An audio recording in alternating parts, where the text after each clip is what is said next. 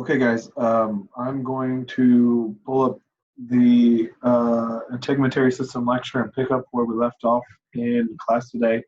We didn't get through it all. We'll start with hair, um, and I'm going to turn my video off now and share my screen. Okay, so what you guys should be seeing is the next slide, slide 6, talking about hair, or the fancy term for hair is pili. Slender filament composed of columns of dead keratinized cells bonded together by extracellular proteins. So we see dead keratinized cells just like we saw in the skin. Difference here is hair is composed of hard keratin. It's actually more durable than the soft keratin found in our skin, and individual cells in our hair do not flake off. Hair are present on most skin surfaces except the palmar surface of our fingers, bottom of our feet, or the soles and the plantar surfaces of our, I really should say toes there. Main function of hair is for sensory detection, but other functions also exist. Okay?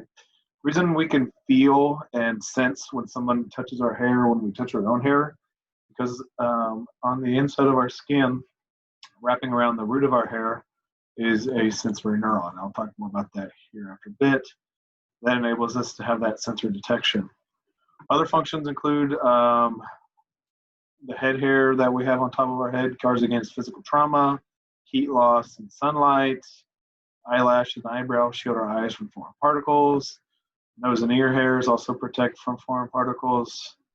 And, you could also throw in, and it's a big one, probably the most thought of when it comes to hair would be cosmetic purposes. That does affect, our attraction to the opposite sex, and obviously that affects reproduction. So there's a physiological importance there as well. I just didn't list it. Structurally, hair consists of two major parts, the shaft and the root. Okay, the shaft is the portion of your hair that sticks out of the skin. So that's what we can see on top of our head. For those of us who have hair, it can be either short, to keep it trimmed down short, or it can be really long if you let your hair grow. And the rest of your hair is called the hair root, and that's what's embedded down in the epidermis and dermis, as you can see here in our picture. The root of our hair is, going to be pretty much the same length in everybody, whereas the shaft, especially when we talk about hair on top of our head, that can be variable length.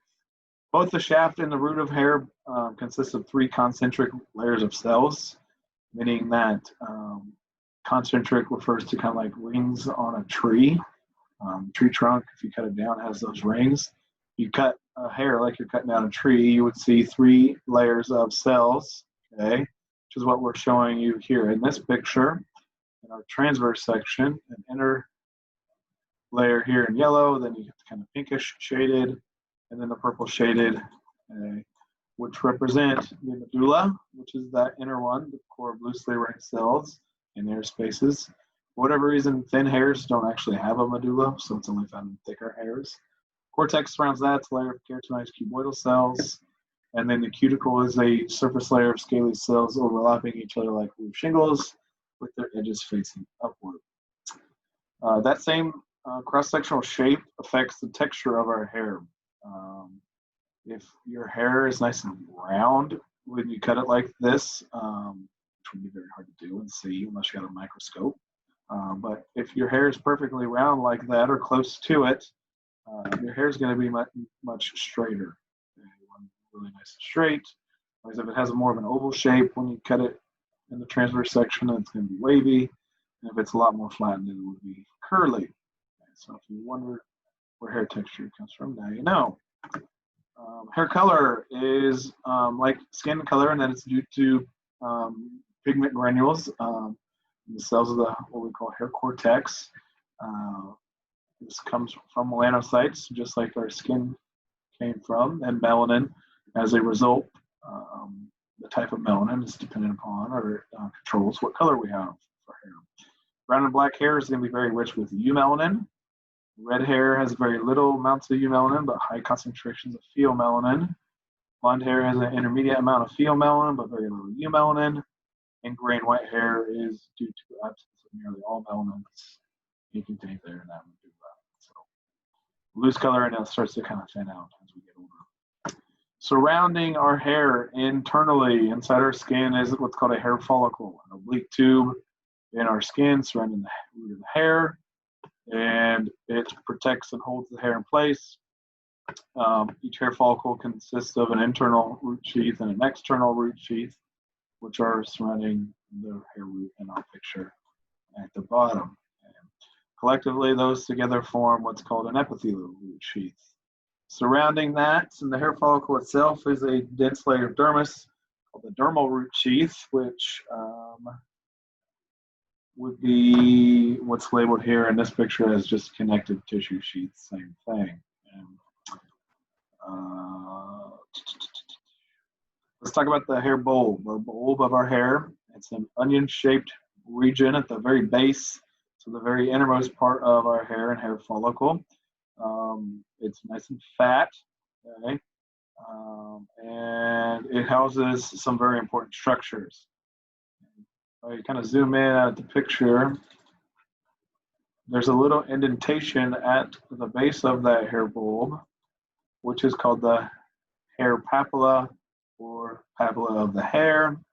And here in our frontal and transverse section, we can see inside of there is a capillary network. This is a set of blood vessels that supplies the inner parts of our hair with flow, so that those cells can get the nutrients that they need and release the waste that they produce as well.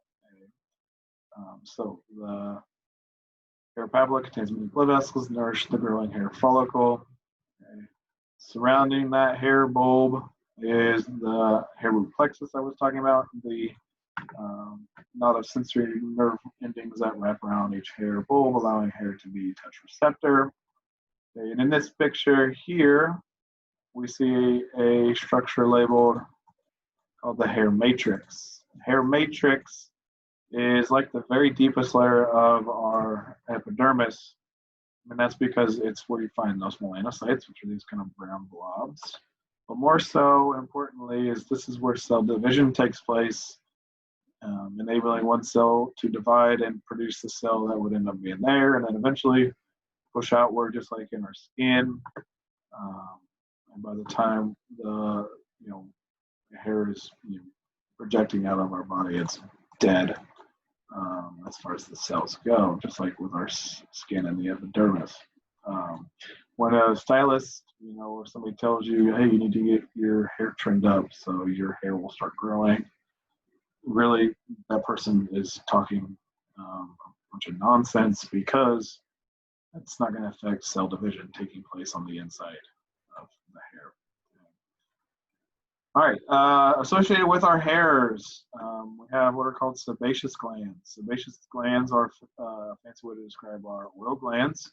Talk more about those later in the lecture, but they secrete an oily substance into the hair follicle. So the oil called sebum comes out along with the hair shaft at the opening in our skin, provides our skin with some softness, keeps our hair soft as well.